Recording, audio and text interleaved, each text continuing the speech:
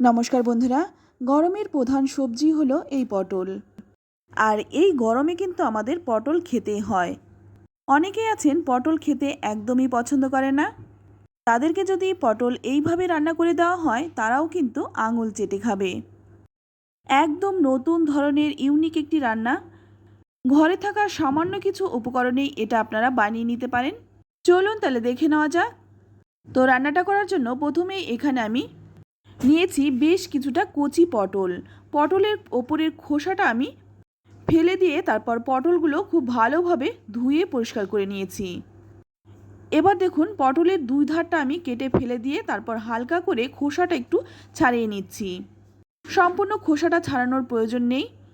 তো পটলটা আমি কিভাবে কেটেছি সেটাই শুধু আপনাদের একটু দেখিয়ে দিলাম। পটলের দুধার কেটে তারপর হালকাভাবে খোসাটা ছাড়িয়ে এর মধ্যে যাতে ভালোভাবে মশলা ঢুকে যেতে পারে তাই মাঝখান থেকে একটু কেটেও দিলাম। তো দেখুন সমস্ত পটলটা কিন্তু আমি কেটে নিলাম। এবার এর মধ্যে দিয়ে দিচ্ছি পরিমাণ মতো লবণ, দিয়ে দিচ্ছি 1 চামচ হলুদ গুঁড়ো,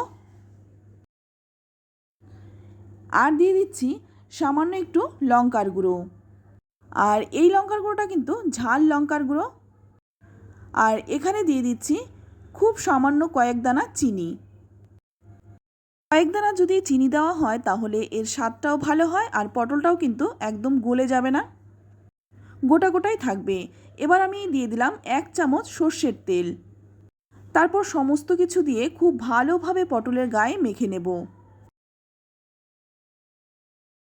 তো খুব ভালোভাবে মেখে নেওয়ার পর এটা রেস্টে রেখে দেব 10 মিনিট।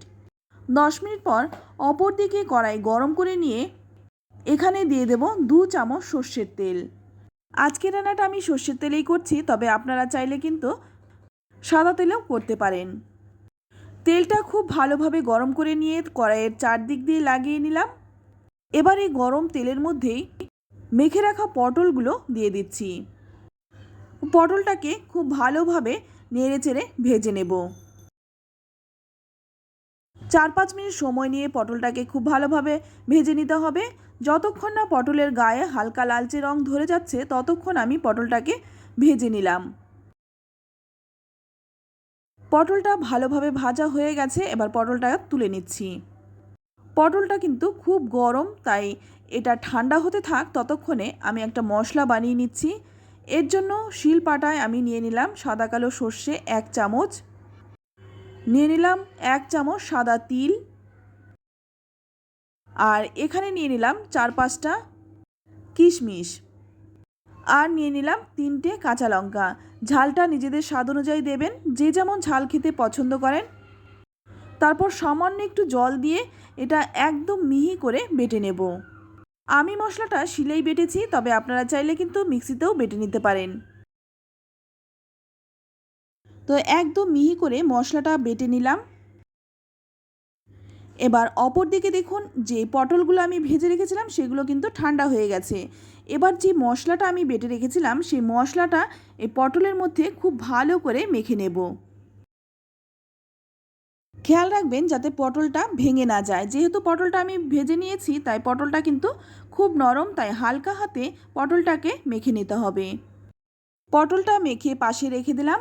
আর দেখুন যে পটলটা ভেজে রেখেছিলাম সেই তেলের মধ্যেই ফোড়নেই দিয়ে দিলাম খুব সামান্য একটু কালো জিরে।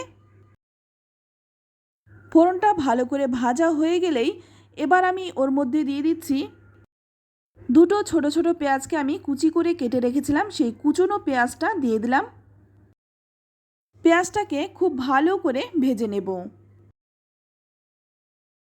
পেঁয়াজটা যখন ভালো করে ভাজা হয়ে বাদামি রং ধরে যাবে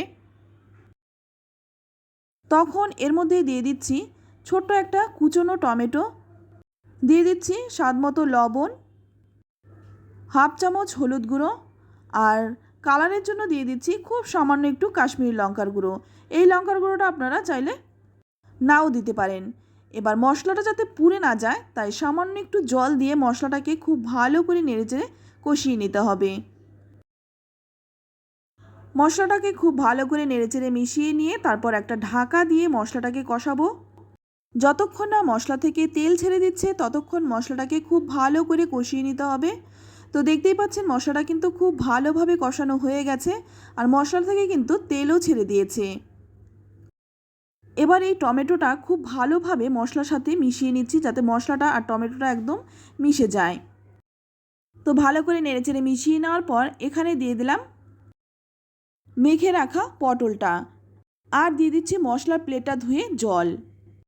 এখানে আমি 1 কাপের মতো জল দিয়েছি। তারপর খুব ভালো করে নেড়েচেড়ে মিশিয়ে নিয়ে তারপর দিয়ে দিলাম সামান্য একটু চিনি। চিনিটা দিলে স্বাদটা ব্যালেন্স হয়, খেতে ভালো লাগে, তাই অবশ্যই চিনিটা দিয়ে দেবেন।